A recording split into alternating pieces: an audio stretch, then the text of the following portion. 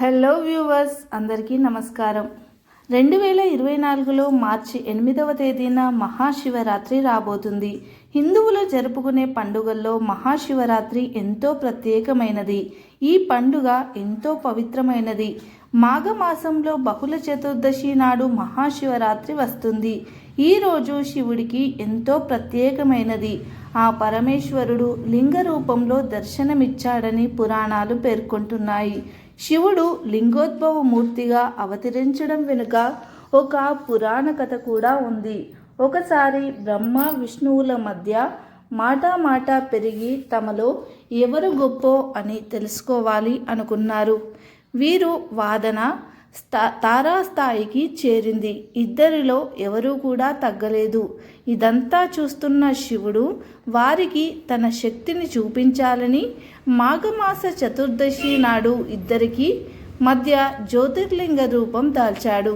బ్రహ్మ విష్ణువులు లింగాకారంలో ఉన్న ఆ శివుని యొక్క ఆది అంతం తెలుసుకోవాలని విష్ణు వరాహ రూపం ధరించి అడుగు భాగాన్ని వెతుక్కుంటూ వెళ్ళాడు. మరోవైపు బ్రహ్మ హంస రూపాన్ని ధరించి ఆకాశమంతా తిరుగుతున్నాడు. కానీ వీరిద్దరూ ఎంత ప్రయత్నించినా ఆ లింగం యొక్క ఆది తుది తెలియక చివరికి లాభం లేదని ఇద్దరూ కలిసి శివుని వద్దకు వచ్చి మేము శక్తిని తెలుసుకోలేకపోతున్నాము అని అడగగానే శివుడు వారిలో ఎవరి గొప్ప అనే వాదనను తగ్గించడానికి నేను ఈ లింగాకారంగా అవతరించాల్సి వచ్చింది అని వారికి నిజ రూపంతో వివరించి చెప్తాడు. దానితో బ్రహ్మ విష్ణు శివుని యొక్క ఆధిక్యతను గ్రహించి పూజించి కీర్తిస్తారు. ఆ రోజు మహాశివరాత్రి రోజు జరిగిందని పురాణ కథనం. మహాశివరాత్రి అనేది పరమశివుడికి ఎంతో ఇష్టమైన రోజు. అయితే ఈ మహాశివరాత్రి రోజు పొరపాటున కూడా కొన్ని తప్పులు చేయకూడదు. కాదని ఈ పనులు చేయడం ద్వారా శివుని ఆగ్రహానికి గురి అవ్వడం జరుగుతుంది. 7 తరాల వరకు వదలని ఘోర పాపం కలుగుతుంది. విపరీతంగా కష్టాలు బాధలు వస్తాయి. ఇక ఆ తరువాత మిమ్మల్ని కాపాడడం ఎవరి తరం కూడా కాదు. ఇక మీరు జీవితాంతం ఏదో ఒక కష్టాన్ని అనుభవిస్తూనే ఉంటారు అని శాస్త్ర పండితులు చెబుతున్నారు. మరి శివరాత్రి రోజు అసలు చేయకూడని ఆ తప్పు పనులు ఏమిటో ఇప్పుడు మనం ఈ వీడియోలో వివరంగా తెలుసుకుందాం. ఫ్రెండ్స్, అంతకన్నా ముందు శివుని మీద భక్తి ఉన్న వారందరూ కూడా ఓం నమః శివాయ అని కామెంట్ చేయండి. అలాగే ఈ వీడియోకి ఒక లైక్ కొట్టి మా ఛానల్ని సబ్స్క్రైబ్ చేసుకొని మాకు సపోర్ట్ని ఇవ్వండి. జన్మానికో శివరాత్రి అనే నానుడి ఉంది. ఒక మనిషి 100 సంవత్సరాలు జీవిస్తే ఆ 100 సంవత్సరాల మానవ జన్మ సార్థకం కావాలంటే ఒక్క శివరాత్రి పరమేశ్వర ఆరాధన సక్రమంగా చేసి అర్చించి జాగరణ చేసి ఆ మహాశివుణ్ణి ధ్యానిస్తే జన్మ ధన్యం అవుతుందని అర్థం.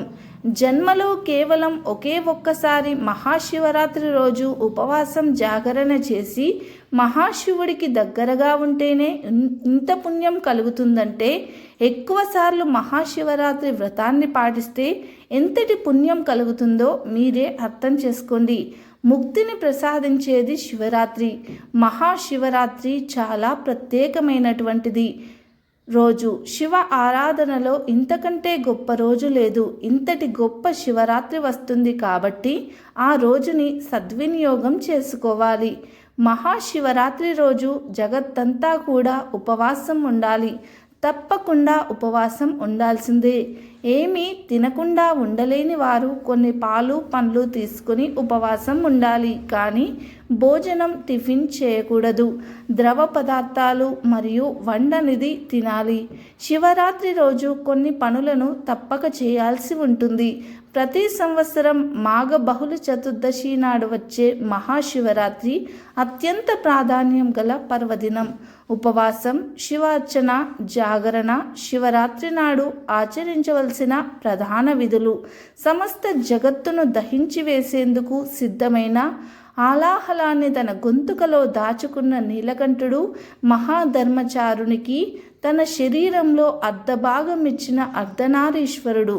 తనని యముని బారి నుండి రక్షించమని కోరిన భక్త మార్కండేయుణ్ణి చిరంజీవిగా జీవించమని వరాన్ని ప్రసాదించిన భక్తజన బాంధవుడు. పరమేశ్వరుడి అనుగ్రహం లభించాలంటే మహాశివరాత్రి రోజున పూజ చేసుకోవడం ఉత్తమమైన మార్గం. శివ అను పదానికి మంగళకరం, శుభప్రదం అని అర్థం. కైలాసనాథుడు ఆ పరమేశ్వరుడు లింగంగా ఆవిర్భవించిన రోజునే మహాశివరాత్రిగా పరిగణించబడుతుంది. యావత్ ప్రపంచాన్ని నడిపించే ఆ పరమేశ్వరుడే మాఘమాసం బహుళ చతుర్దశి రోజు అనంత భక్తకోటి జనం కోసం శివలింగంగా ఆవిర్భవించాడని పురాణాలు చెబుతున్నాయి. శివరాత్రి యొక్క మహత్యాన్ని చాటి చెప్పే కథ ఒకటి బాగా ప్రాచుర్యంలో ఉంది. వారణాసిలో ఉండే సుస్వరుడు అనే బోయవాడు ఒకరోజు అడవిలో తిరుగుతూ దారి తప్పిపోతాడు. చీకటి పడే సమయానికి ఒక బిల్వ వృక్షాన్ని ఆశ్రయంగా చేసుకుని దాని మీద ఎక్కి కూర్చొని ఆకలితో ఆ రోజంతా కూడా నిద్ర లేకుండా జాగారం చేస్తూ తన రాక కోసం ఎదురుచూసే భార్యాబిడ్డల్ని తలుచుకొని కన్నీటి పర్యంతం అవుతూ ఉంటాడు. ఆ రాత్రి ఏం చెయ్యాలో ఎటు వెళ్ళాలో తోచక ఆలోచిస్తూ కొమ్మలకు ఉన్న ఆకుల్ని ఒక్కొక్కటిగా తుంచి కిందకి పడేస్తాడు. ఆ ఆకులు నేరుగా వెళ్ళి చెట్టు కింద కొలువయ్యున్న శివలింగం మీద పడతాయి. తెల్లవారగానే ఆ బోయవాడు ఇంటికి చేరుకుంటాడు. కాలాంతంలో అతను మరణించి శివ సాయుధ్యం చేరుకున్నాడు. బోయవాడు అడవిలో దారి తప్పిన రోజు మహాశివరాత్రి అవ్వటం, ఆ రాత్రంతా కూడా భోజనం చేయకుండా జాగారం చేయడమే కాకుండా తన కన్నీటితో శివలింగానికి అభిషేకం చేసి బిల్వ పత్రాలతో అర్చించడం వల్ల బోయవాడు శివ సాయుధ్యం చేరుకున్నాడు. బోయవాడు శివరాత్రి మహత్యం గురించి తెలియకపోయినా యాదృచ్ఛికంగా జరిగిన పూజా ఫలాన్ని అతను మరణాంతరం పొందగలిగాడు. మహాశివరాత్రి రోజు ఉపవాసం, జాగరణ ఉండడం వలన హిందువుల సాంప్రదాయం ఉపవాసం ఉండే ముందు రోజు ఉపవాసం, మరుసటి రోజు మాంసాహారం, గుడ్డు మొదలైనవి తినకూడదు, మద్యపానం చేయకూడదు. ఎలాగూ ఉపవాసం చేస్తున్నాను కదా, ఉదయం లేస్తే ఆకలి తట్టుకోలేం, కష్టమని ఆలస్యంగా లేస్తారు చాలామంది. అలా చేయకూడదు. ఉపవాసం ఉండే రోజు ఉదయం సూర్యోదయానికి ముందే నిద్రలేచి తలపై నుంచి స్నానం చేసి శివ దర్శనం చేసుకొని శివనామ స్మరణతో ఉపవాసం ఉండాలి. రాత్రి వేళల్లో శివలింగానికి పూజలు చేస్తూ జాగారం చేయాలి. పూజా విధానం, మంత్రాలు తెలియకపోయినప్పటికీ కూడా ఉపవాసం, జాగరణ, అభిషేకం, బిల్వార్చన లాంటి వాటిల్లో పాల్గొంటే చాలు శివ అనుగ్రహం లభిస్తుందని వేద పండితులు చెబుతున్నారు. ఇలా చేస్తే అనుకున్న కార్యాలు జరుగుతాయి. శివరాత్రి రోజు ఉపవాసం, జాగరణ చేయడం వల్ల సకల సంపదలు చేకూరుతాయని వారు సూచిస్తున్నారు. శివరాత్రి మొత్తం శివనామంతో ఓం నమ శివాయ అనే పంచాక్షరి మహామంత్ర జపం స్మరణతో జాగరణలో నిక్షిప్తమై ఉన్న అనంతమైన శక్తిని జాగృతం చేస్తుంది. శివరాత్రి మరునాడు ఉదయం శివాలయాన్ని దర్శించి ప్రసాదం తీసుకొని ఇంటికి వచ్చి భోజనం చేసి ఉపవాస వ్రతం ముగించుకోవాలి. అందరూ గుర్తుపెట్టుకోవాల్సిన ముఖ్య విషయం, శివరాత్రి నాడు ఉపవాసం, జాగరణ చేసిన వారు తర్వాతి రోజు రాత్రి వరకు కూడా నిద్రించకూడదు. అప్పుడే సంపూర్ణ ఫలం దక్కుతుందని పెద్దలు చెప్తూ ఉన్నారు. ఒకసారి శివరాత్రి గురించి పరమశివుణ్ణి పార్వతీదేవి అడిగిన సందర్భంలో శివరాత్రి ఉత్సవం తనకు ఎంతో ఇష్టమని, ఏమీ చేయకుండా ఆ రోజు ఉపవాసం ఉన్నా సరే తాను ఎంతో సంతోషిస్తానని తెలిపాడు పరమేశ్వరుడు. పరమేశ్వరుడు చెప్పిన ప్రకారం పగలంతా నియమనిష్టలతో ఉపవాసం ఉండి రాత్రి 4 జాముల్లో శివలింగానికి అభిషేకం చేయాలి. పంచామృతాలతో తొలుత పాలు, తరువాత పెరుగు, నెయ్యి, తేనెతో అభిషేకం చేస్తే శివుడికి ప్రీతి కలుగుతుంది. మర్నాడు వేద బ్రాహ్మణులకు భోజనం వడ్డించిన తర్వాత భుజించి శివరాత్రి వ్రతం పూర్తి చేసుకోవాలి. దీనిని మించిన వ్రతం మరి ఒకటి లేదని స్వయంగా ఆ పరమశివుడే తెలిపాడు. శివరాత్రి రోజు చేయవలసిన 2 ప్రధాన విధులు ఏమిటంటే, ఒకటి ఉపవాసం, ఇంకొకటి జాగరణ. జాగరణ అంటే మేల్కొని ఉండడం, కళ్ళు తెరిచి ఉండడం, మేల్కోవడం కాదు. అంటే ఆ రోజు రాత్రి నిద్రపోకుండా సినిమాలు చూడడం చేస్తే అది నిజమైన జాగరణ అవ్వదు. అంతకన్నా మీరు జాగరణ చేయకపోవడమే మంచిది. ఇలా రాత్రి సినిమాలు చూసి జాగరణ అయిపోయింది, పుణ్యం వస్తుంది అనుకుంటే అదంతా కూడా మీ భ్రమే. జాగరణ అంటే శివాలయ సన్నిధిలో ఉండాలి, ఏదైనా మంత్ర జపం చేస్తూ ఉండాలి, భజనలు చేస్తూ ఉండాలి, లేదా ఏదైనా దైవ సంబంధిత ప్రవచనం వినాలి. ఏదైనా సరే ఆ పరమశివుడికి సమీపంలో ధ్యానంతో, శివ మంత్రంతో, శివ దర్శనంతో ఈ రాత్రంతా కూడా గడపాలి. ఆ మహాశివుని కథలు వినడం చేయాలి. ఇలా రాత్రంతా గడిపి ఉదయమే లేచి మళ్ళీ శివుడికి అభిషేకం చేసుకొని అప్పుడు ఎవరికైనా సరే భోజనం పెట్టుకోవాలి. లేదా ఒక సద్బ్రాహ్మణుని ఇంటికి పిలుచుకొని అతనికి భోజనం పెట్టి దక్షిణ తాంబూలాలు ఇచ్చి అప్పుడు శివుడికి నివేదన చేసి నా ప్రసాదాన్ని స్వీకరిస్తే అది మహాశివరాత్రి అవుతుంది. మహాశివరాత్రి రోజు శివ కళ్యాణ మహోత్సవాన్ని చూసిన భక్తుల సమస్త పాపాలు హరించుకుపోతాయి. కాబట్టి మహాశివరాత్రి రోజు ఈ విధంగా ఉపవాసం జాగరణ చేయండి. ఈ విషయాలు ప్రతి ఒక్కరూ కూడా గుర్తుపెట్టుకోవాలి. తెలియక పొరపాట్లు చేస్తే ఉపవాసం జాగరణ చేసిన ఫలితం పోతుంది. ఈ మహాశివరాత్రి రోజు గర్భిణీ స్త్రీలు, చిన్న పిల్లలు, వయసు పైబడిన వారు ఉపవాసం ఉండకపోయినా తప్పేమీ లేదు. కానీ ఈరోజు పొరపాటున కూడా మాంసాహారం తినకూడదు, మద్యం జోలికి పోకూడదు. అలాగే మహాశివరాత్రి పూజలు చేసేవారు ఉదయం సూర్యోదయానికి పూర్వమే నిద్రలేవాలి. సంధ్యా సమయంలో అస్సలు నిద్రించకూడదు. భార్యాభర్తలు సంగమించకూడదు. అంతేకాదు మహాశివరాత్రి రోజు ఎవరితో గొడవలు పడకూడదు. ఇంట్లో భార్యాభర్తలు కూడా వాదనలు ఆడుకోకూడదు. పిల్లలను తిట్టకూడదు. అలాగే మహాశివరాత్రి రోజు ఏ ఇతర జీవిని కూడా హింసించకూడదు. ముఖ్యంగా గోవులను కొట్టకూడదు.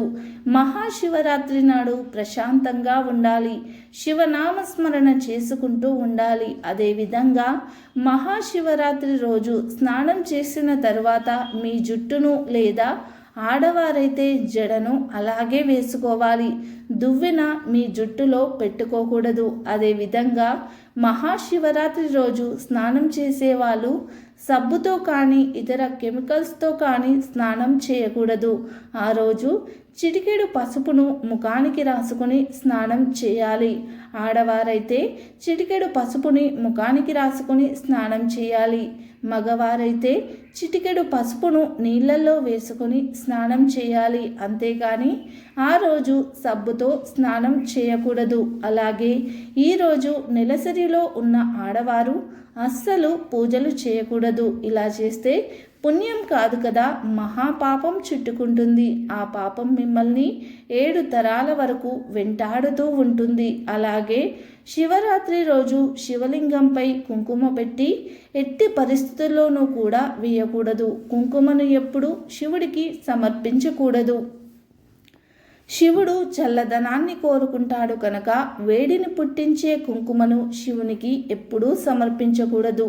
శివ పూజలో గంధము, విభూతిని మాత్రమే వాడాలి, కుంకుమను వాడవద్దు. అదేవిధంగా మహాశివరాత్రి రోజు చాలామంది బిల్వ దళాలతో శివుణ్ణి పూజిస్తారు. కానీ ఆ బిల్వ పత్రాలను శివరాత్రి రోజు కొయ్యకూడదు.